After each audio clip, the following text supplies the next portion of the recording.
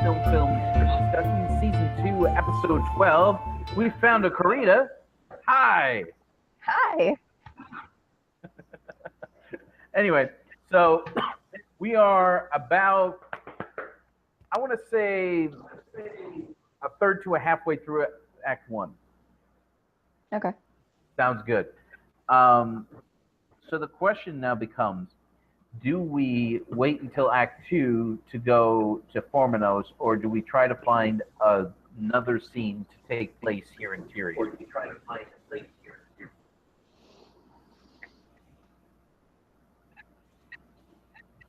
Tyrion? Need to see in Formanos is Finwe showing up with the message. Right. Well, we could show something other than that.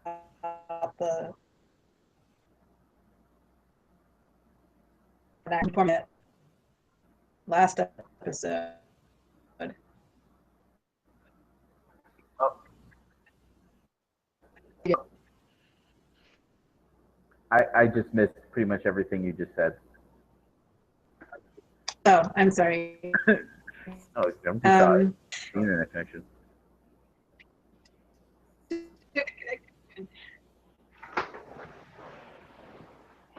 We The worst part is I know it's coming through on need for Ian. One things, all the Formanos things we needed last episode. That's true. We need to go back there, but if there's something we need for this episode, obviously we should put in Act 1. So I just don't know. Right. Okay. Okay.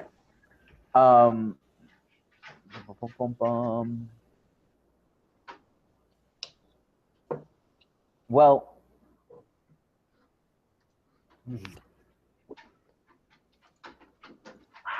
I'm trying to think if there's some way that we could set up that Finwe is. If there's some way that we can set up that Finwe is not incapable physically. I feel like we should have set that up about 10 episodes ago during the march. Yeah. Oops. Right. Well, I mean, like we want to, because that's the problem. Well, even if we did, and we can still, even if we did, I would want a reminder here or the next. I feel like next episode is a little heavy-handed. Mm-hmm. But if we did it in this episode, is there any reason for Finwe to punch Feanor and lay him out flat? Well, there's probably a few, but I mean, ones that we've established. I think there's a lot of people who want to see it, but I mean, it would be an interesting scene if we could have an excuse for it. What could Feanor continually say that would deserve a punch to the face? So many things. so many things to choose from. I know. It's like, if we're gonna have Feanor be a jerk, I feel like that your wife is a good place to start. I mean, right? Like, or Indus. Yeah, I mean, or if he does something that overtly puts his possessions, or say the Silmarils, as being more important than somebody else. Because if we're gonna have Finwe explicitly telling people to abandon the Silmarils and get out. Yeah. Again, I feel like that's a little too on the nose. Like the punch. Finwe. Mm-hmm. Like the punch plate. Yeah, exactly. Just because Feanor does so many things that are so obnoxious. It is true that endangering somebody would deserve that kind of reaction, but if he's valuing the Silmarils and putting someone else in danger, like, how do we orchestrate that scene? Like, what would that even mean? That's like an entire episode all by itself. Okay. But Feanor randomly assaulting people is something that can totally just happen, right? Yeah. Like it doesn't need much setup for him to make. But insulting people doesn't warrant a physical attack, Yeah. especially in these circumstances, especially when that's almost unheard of. Yeah, I was gonna ask. This is his son, though. I was gonna ask how rough is the family? Like, I know that in my own family, it's not in a violent or angry with each other way, but it's like wrestling and play fighting and sparring. These are all things that were established as almost like a bonding ritual that you do. Yeah. It got too serious, where it's like, okay, it's stepped from play and okay into we have personal issues we need to talk out. Yeah, a punch in the face was not an acceptable thing to do when we were children. Draw blood. I, of course, didn't punch my siblings in the face. That didn't happen. I definitely did. I got involved. I was a bad kid, but I am not shocked. I did things to harm my siblings. I don't recall punching them in the face. The person who punched someone in the face was one of my other siblings, who will, of course, remember. I was on the receiving end of a punch to the face from a sibling. it hurts. I got kicked right here, like right between the front teeth and the nose, but that wasn't a sibling. It was during a karate match. There were people, there were judges. It was fair and square. So anyway, it comes to physical violence, like in a way that isn't like out to harm. We've had that. Yeah. We've had that. We've had the Feanorians at least engaging in war games. We've had them engaging in training fights. We've had Fingolfin engaging in like arena style sword play. Not to the death, obviously, but as a spectator sport. Right. So the Noldor are not shy about violence. However, if Feanor nearly kills one of his sons. Yeah. Well, I'm trying to imagine maybe Feanor is doing some kind of like physical training thing, they're both walking at the same time. And it gets to the point where they're not fighting people, they're not just training, they're working out their issues with violence. But is that cheesy and safe? I don't know. Yeah, I mean, the ages at which my siblings worked things out by punching each other in the face versus the ages at which we just shouted at each other. By the time we were teenagers, nobody was punching anyone in the face anymore. So these guys are all grown adults. I have to agree with you. It just seems unlikely that would head in that direction. On the other hand, Caranthir is one of these brothers. Yeah. I don't see Caranthir ever growing out of violence. Ever. Yeah, that's true. So, I don't know. Luckily, my brothers were taught that, you're not allowed to hit girls. So yeah. That worked out well for me. Yeah. It worked out well for my 3 younger sisters too. Yeah. Well, I'm older, so I'm 8 and 10 years older than them. One of whom bought me this fantastic backdrop as a Christmas gift. Yeah, and that hoodie, that is pretty spiffy too. I've had this for a very long time. That's I think my parents bought it a while ago. Super cool. It is. So, anyway, I mean, honestly, I don't think that's going to work. Yeah. I merely suggested it as if you wanted to show Finwe being strong and do something shocking and do something the audience wants to see, punching Feanor in the face seemed like something people would want to see at this point. I as a viewer to watching somebody punch Feanor in the face. I don't care who it is. Yeah. Well, I just figured his father's the one person who got away with that. Yeah. Wasn't somebody on the forums just saying something about Feanor being so good looking that you just want to punch him?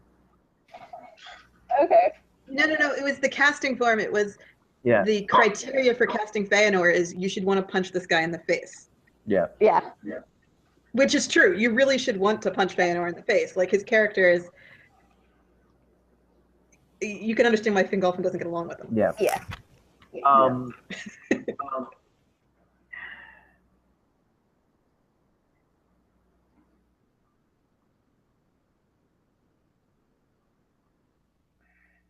I feel like if we could find a way for it to happen, for Finwe to lay Feanor out and have Feanor looking up at him like I can't believe you just did that.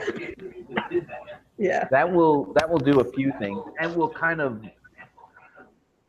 of set in motion this idea that Feanor is being redeemed. Like, people could come away from this episode thinking that Feanor is going to be fine.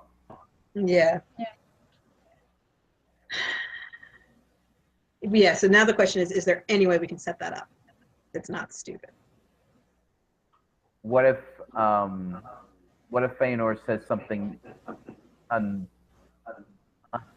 to Nerdino? Like what?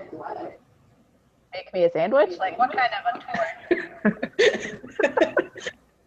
Probably not that. I mean, is she the one who punches him? No, yeah, definitely that would cause her to punch him. Yeah. Or what Okay, if so- what if he like publicly dresses her down, but like verbally dresses her down like in front of her kids? He'd have to step over a line that he hasn't stepped over before. Right. We've already seen her and him get into a public shouting match in the last episode. So Right. it can't just be him saying, "Don't you speak for me," and like Right. in public, because they've already done that. Right.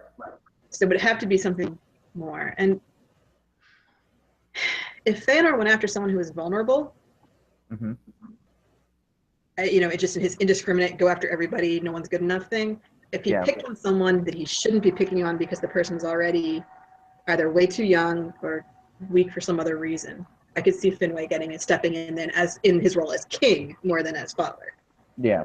Like, lay off, don't go after my subjects. The problem is the only kid we've got running around is Celbrimbor, who apparently gets along great with his grandfather. And Well, what? Oh, No one's- wait a minute. What if Celbrimbor found his way into the Silmaril vault? How smart is Celbrimbor? He's pretty smart. he's a really smart 10-year-old. An incredibly, because you gotta figure that the vault is Well, not he's not exactly 10 now. He's like, He's a teenager now. yeah. Okay. Okay. Anyone who is smart enough to break into Feanor's vault, really smart. So I'm okay with Celbrimbor being that smart. okay. Celbrimbor is Feanor's heir on a lot of levels, Okay. so he's allowed to be Feanor levels of smart. Okay, so Right. I can see Feanor, even if Celbrimbor doesn't actually make it into the vault, just the fact that he's trying to break in, I think Mm-hmm. we can set up Feanor, and we can establish it as like, why are you freaking out? Well, the thing is that if we get him into the vault, then we can show that he's not actually trying to steal the jewels. Yeah. So what? He What just was he wants trying to do keep then? them. Oh, just look at wants to- them. Yeah. Oh, so he's just standing there staring at them. He's not picking them up and sticking them in his pocket. Right, exactly. That's what I'm saying. Like if we show him figuring out how to get into the vault and getting in and just staring at the things in awe, and Feanor, whose spider sense was tingling, Well, comes down and just like the vault lays is in into him. Feanor's private study, so Feanor can just walk into the room. He doesn't need to. Right. Yeah. Right. And there can be this whole tense, like, oh my God, is he going to notice the door's open? Oh my God, he noticed the door is open. Oh no, he's walking in. Oh! Yes, Yeah. exactly. And later in life, is Celbrimbor going to? How is he going to think about this? I don't know if that's relevant, but it's an interesting question. Like, is he going to be like, "Oh yeah, I totally deserve to get screamed at," or is he going to be like, "Yeah, he had some problem"? Well, no, I think he sees at this point. I would say that he sees Feanor as this amazing person who teaches him awesome stuff. Yeah. That's part of the reason why he's doing this. In actuality, he wants to see the Silmarils. He hasn't seen them in umpteen years. Yeah. Okay. There's only two things that Celbrimbor is going to do later in life. One is he's going to repudiate his own father after Curthin orchestrates the takeover of Nargothrond and the death of Finrod. Yeah. Going to accept the help of Anatar and make the rings. Yeah. So that's all we've got on Celbrimbor. He can do anything else we want in between. So his character and what type of person he is kind of a blank slate. Like, What if he obviously has some sense of honor. He obviously has some interest in making things, but beyond that, we can create him. I'm wondering if maybe his motive for breaking in, if we had this he has ambitions to make something like a Silmaril, not maybe a Silmaril. Yeah. Yeah. Celbrimbor. He wants right. And so he thinks that if I can look at these and take sketches or take notes or whatever, I can get ideas Yeah. that works. Because we saw Yeah, later, so that influence. Right, and he, Yeah. and he can actually say to the empty room, you know, so how did he do this? You know, like, Mm-hmm. Yeah. Yeah. Every single ring that Celbrimbor makes is going to have a gem on it. right. Oh. The only one of the great rings without a gem is the one Sauron made, the One Ring. Yeah. Yep.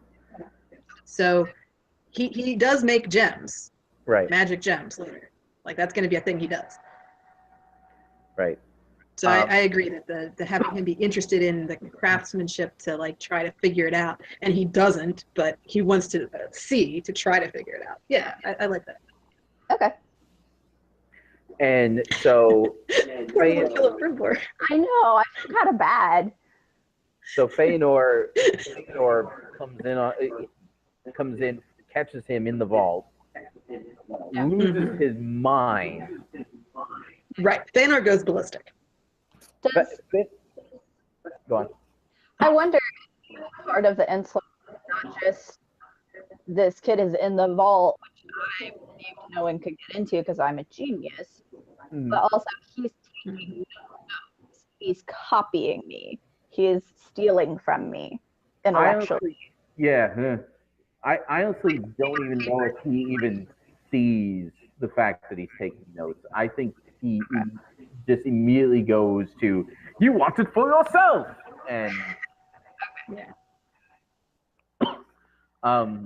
Well, And I'm not sure that Celbrimbor actually has like a paper and a quill and is actually taking notes so much as he's studying it and talking aloud like, oh my gosh, I didn't realize they were so awesome. it's possible Celebrimbor's never seen it. Right, because Feanor keeps them locked up ever since Celbrimbor was born. yeah. Right. So we have Feanor screaming at him. People start to wake up. Finwe comes in. Is Feanor posing a physical threat at this point to Celbrimbor? Or I think that Finwe stops him before he does. I feel like he'd at least have picked Celbrimbor up. okay. Right. That's Like, well. you That's know, what I'm like saying. Yeah.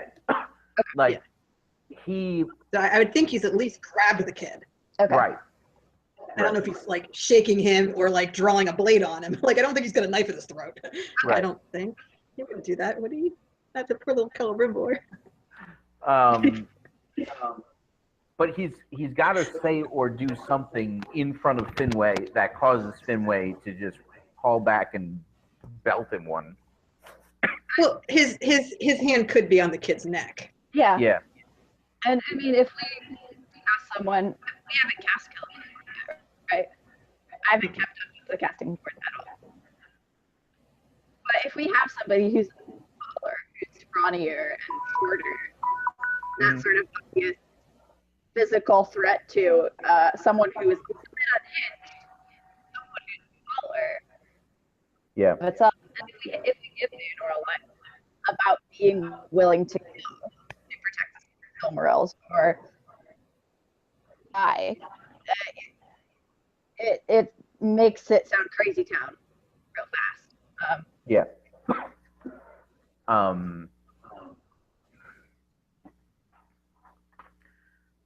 Yeah. So maybe Finwe doesn't even say anything when he walks in. He just comes in, sees Feanor's got the kid by the throat up against the wall, and the kid's like, and just boom.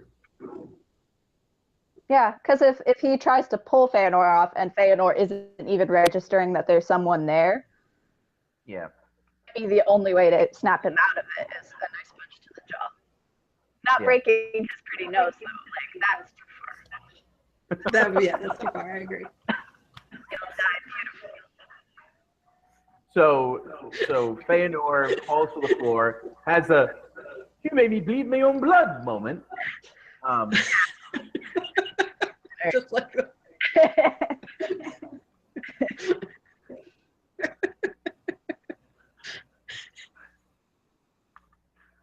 I'm glad we're taking this totally seriously. We really did. No slapstick at all. Not at all. Well, no. What the scene that we're describing is not slapstick. I mean, there's no reason. Just because it has been overly dramatic in the past. Overly dramatic. Well, Legolas does the same thing in the second Hobbit movie.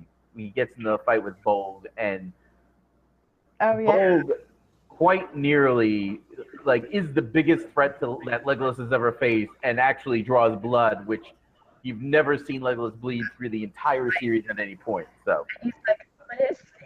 I'm so beautiful." Right. This is where the money is being paid, people. Right. That is precisely the expression on his face. Like, how dare he make me bleed? That's not the expression that we're looking for from Feanor. He is shocked. Right. He is shocked, but he's not indignant. Yeah. Right. He's just surprised that Finwe did that. Yeah. Right. At the end of the day. And Finway's surprised that he did that. So they're both just standing there mutually shocked at each other, like, what were you thinking? Yeah. Meanwhile, Celbrimbor is trying to to the wall behind him.